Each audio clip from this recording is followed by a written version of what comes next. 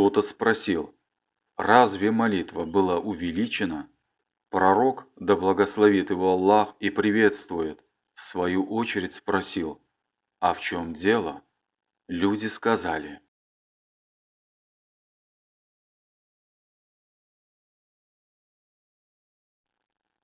хадис под номером 401.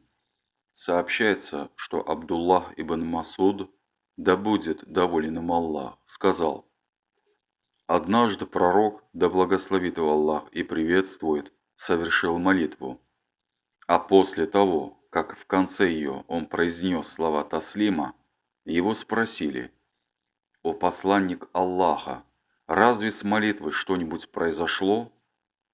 Он сказал: «А в чем дело?» Люди сказали: «Ты молился так-то и так-то». Тогда он преклонил колени, обратился к кибле, совершил 2 земных поклона и снова произнес после них слова таслима.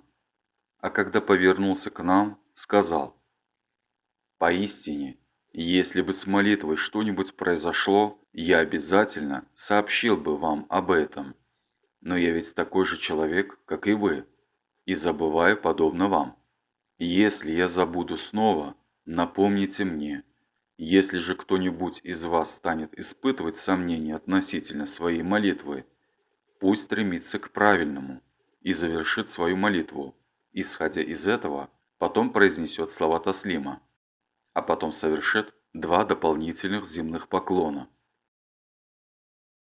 Глава о том, что было сказано относительно киблы, а также о том, кто не считал, что человеку, который по невнимательности совершил молитву, обратившись не в сторону киблы, следует повторить ее.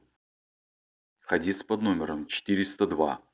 Сообщается, что Умар, да будет доволен им Аллах, сказал: «Мои желания совпали с волей моего Господа в 3 случаях.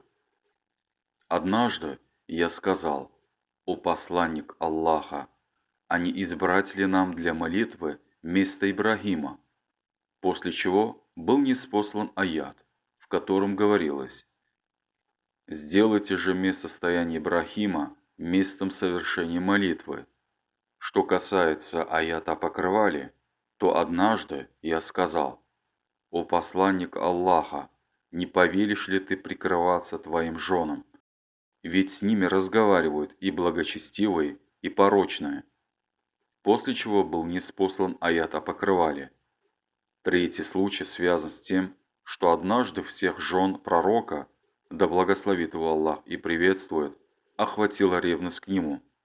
И я сказал им: если он разведется с вами, то, может быть, его Господь даст ему взамен вас жен лучше вас. А потом этот аят был ниспослан свыше. Хадис под номером 403. Сообщается, что Ибн Умар, да будет Аллах доволен ими обоими, сказал: однажды, когда люди совершали утреннюю молитву в мечети Куба, к ним пришел какой-то человек и сказал: «Поистине, этой ночью Аллах ниспослал посланнику Аллаха, да благословит его Аллах и приветствует, Коран, и велел обратиться лицом в сторону Каабы. Так повернитесь же к ней». Они стояли лицом к Шаму и повернулись к Каабе. Хадис под номером 404. Сообщается, что Абдуллах ибн Масуд сказал: однажды во время полуденной молитвы посланник Аллаха, да благословит его Аллах и приветствует, совершил 5 ракаатов вместо положенных 4. Кто-то спросил: разве молитва была увеличена? Пророк, да благословит его Аллах и приветствует, в свою очередь спросил: а в чем дело? Люди сказали: ты совершил 5 ракаатов. И тогда пророк, да благословит его Аллах и приветствует, согнул ноги и совершил еще 2 земных поклона. Глава. Стирание слюны рукой со стены мечети. Хадис под номером 405. Передают со слов Анаса, да будет доволен им Аллах, что однажды пророк, да благословит его Аллах и приветствует, увидел на кибле мечети плевок, и по лицу его стало ясно, что видеть подобное для него тягостно. Он встал и вытер этой своей рукой и сказал: «Когда кто-нибудь из вас приступает к молитве, это значит, что он вступает в тайну беседы с Господом своим. Или это значит, что Господь его находится меж ним и киблой. Так пусть же никто из вас не плюет в сторону киблы, а если ему захочется сплюнуть, пусть сплюнет налево или себе под ноги». А потом он взялся за край своей накидки, сплюнул туда, прикрыл плевок другой части этого края и сказал: «Или пусть делает так». Хадис под номером 406.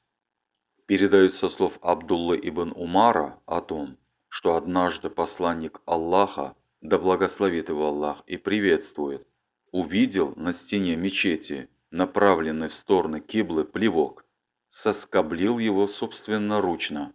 Затем он повернулся к людям и сказал: «Когда кто-нибудь из вас совершает молитву, пусть не плюет перед собой, ибо поистине Аллах находится перед ним, когда он молится». Хадис под номером 407. Передают со слов матери правоверных Айши, да будет доволен ее Аллах, о том, что однажды посланник Аллаха, да благословит его Аллах и приветствует, увидел на стене мечети, направленной в сторону киблы, слизь, или плевок, или мокроту, и соскоблил его собственноручно. Глава. Соскабливание слизи мелкими камешками из мечети. Ибн Аббас сказал: «Если ты наступил на сырую грязь, то смой ее, а если она была сухой, то нет». Хадисы под номерами 408 и 409.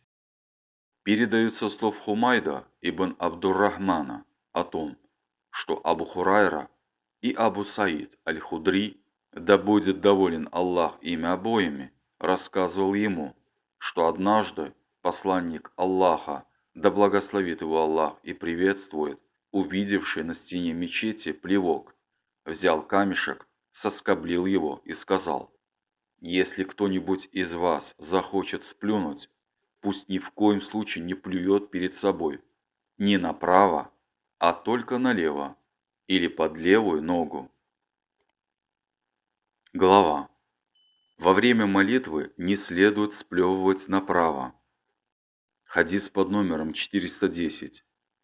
Передают со слов Хумайда ибн Абдуррахмана, что Абу Хурайра и Абу Саид аль-Худри, да будет доволен Аллах ими обоими, рассказывали ему о том, что однажды посланник Аллаха, да благословит его Аллах и приветствует, увидевший на стене мечети плевок, взял камешек, соскоблил его и затем сказал: «Если кто-нибудь из вас захочет сплюнуть, пусть ни в коем случае не плюет ни перед собой, ни направо, а сплюнет только налево или под свою левую ногу».